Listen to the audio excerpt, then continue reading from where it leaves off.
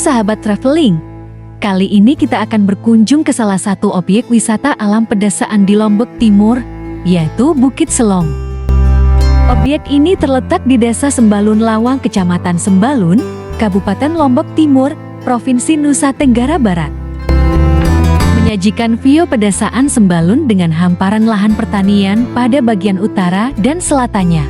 Selain itu, di bagian utara juga terlihat Bukit Pergasingan yang cantik dan Gunung Rinjani di arah sebelah baratnya.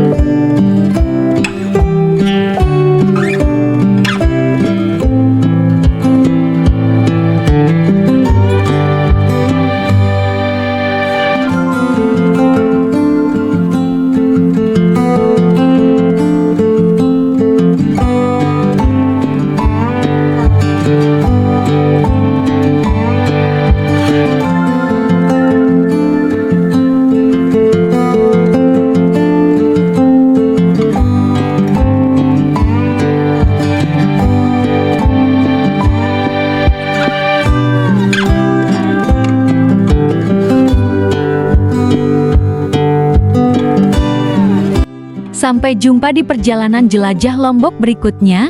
Jangan lupa subscribe, like, share dan komen ya. Terima kasih.